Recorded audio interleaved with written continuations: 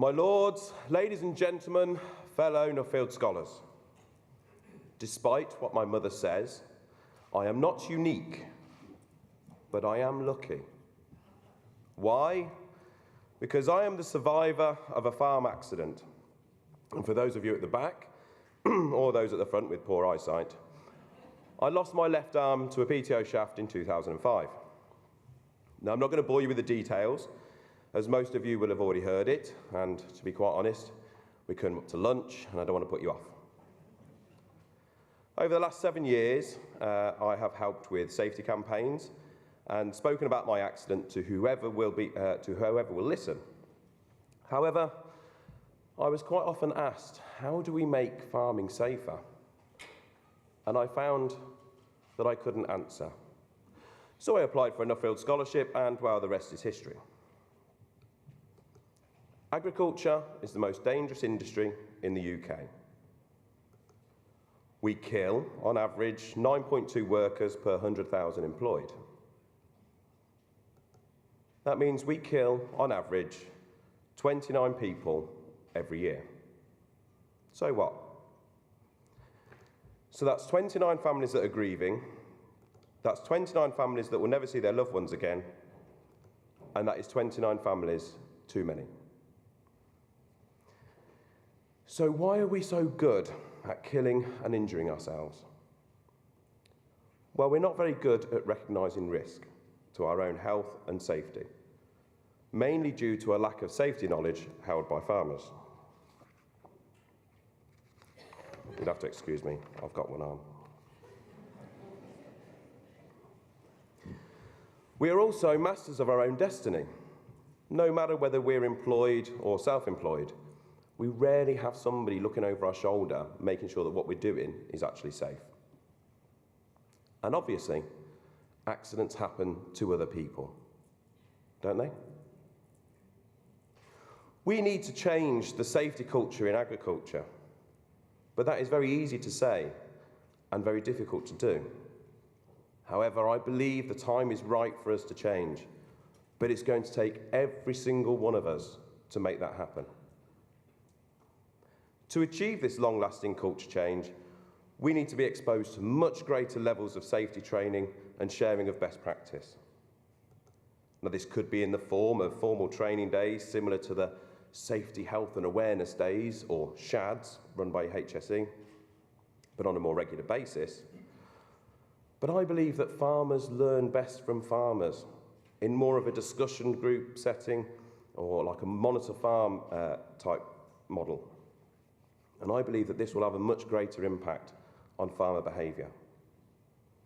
Because you see, the trouble is with HSE, there is a deep mistrust with the regulator. We still in this country associate HSE with on-farm inspections and stop notices on unsafe machinery. This mistrust of the regulator is possibly hampering all the good work that they are already doing.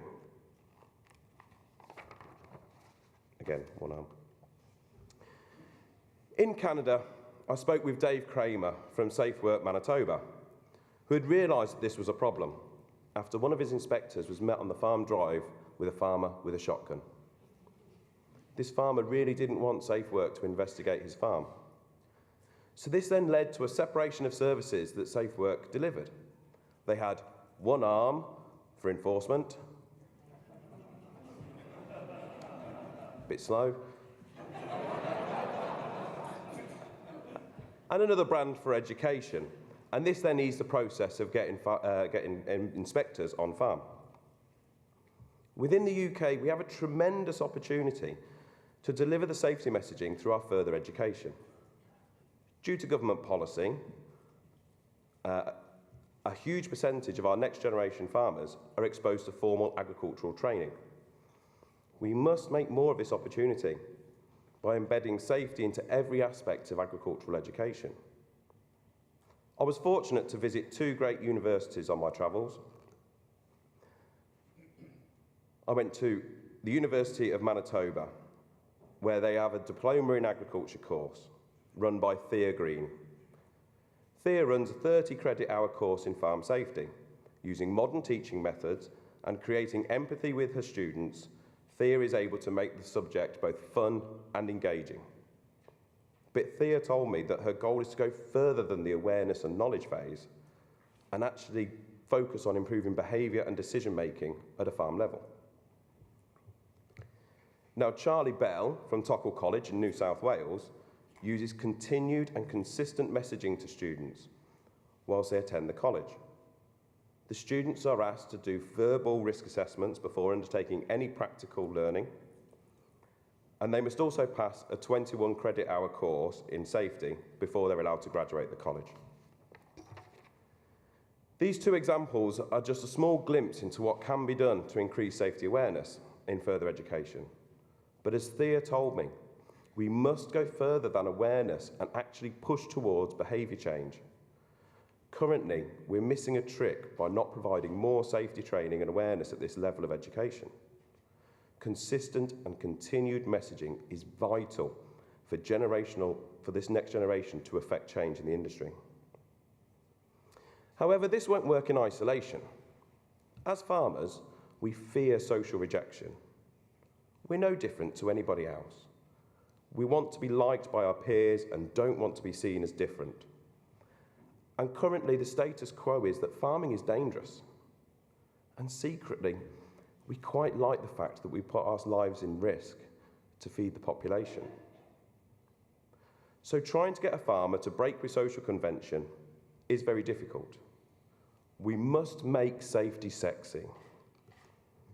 Now, I don't mean a scantily clad woman dressed in high-vis, or a man for that matter. I mean we need to use social conformity in our favour. We need to make safety cool. We need to make working safer the only way to work in a modern professional industry that we all believe agriculture is. How? By identifying and empowering the most influential farmers around the country that others can and do look for leadership and inspiration. These leaders in farm safety are crucial to culture change. After all, one person dancing on their own is just mad. But when others join in, it becomes a movement. We need to reach that critical mass of farmers promoting farm safety to encourage others to get involved so as not to be left behind. The Lens Leg campaign on Twitter this year was a great example of how people getting on board with safety when a few influential farmers decided to do something about the problem. Lens Leg was the brainchild of a few members of NFU Council after hearing a story of how one man's grandfather had lost a leg in a farming accident many years ago. The story inspired the members to do something about the appalling safety record in UK agriculture. The image of farm safety was elevated very quickly by a small number of influential people. All of a sudden, it became socially acceptable to put safety first.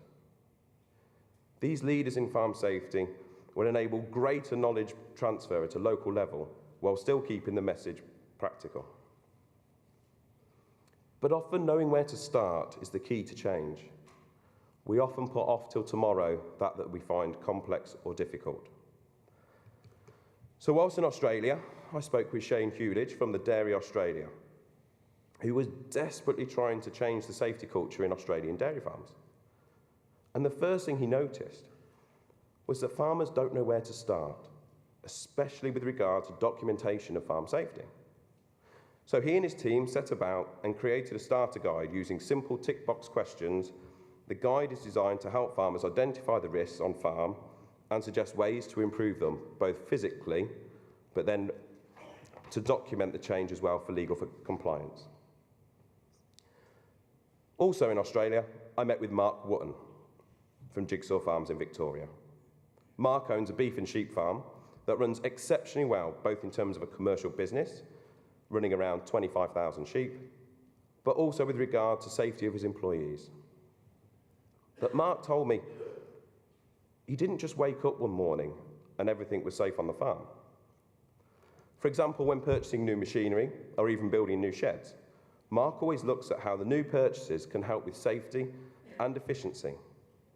Often the two go hand in hand. You didn't get that one. For example, insulating his shearing shed and covering the handling pens meant his staff could work harder without heat exhaustion. Jigsaw Farms is a prime example of how safety isn't in addition to everyday farming activities, but is part of running a successful and efficient farming business. As farmers, we often talk about risk management, and my fellow scholar Richard, now he's here, is going to talk about it in great deal in his next presentation. But we never discuss farm safety as part of that risk management. We vaccinate our animals to prevent them being ill. We spray our crops to prevent them from disease. And we even have extended warranty on our machinery. But we don't always recognise the risks to ourselves and others. And surely we can't manage other risks on farm if we haven't managed our own health and well-being.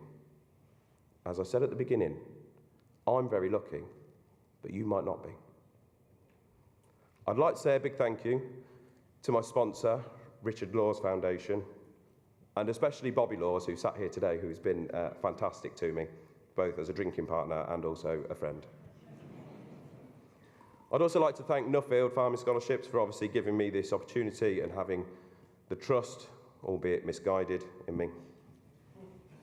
I'd like to thank Anna, my wife, who is my biggest critic, but my biggest supporter. And I'd also like to thank my left arm, for without the loss of which, none of this would be possible. Thank you very much.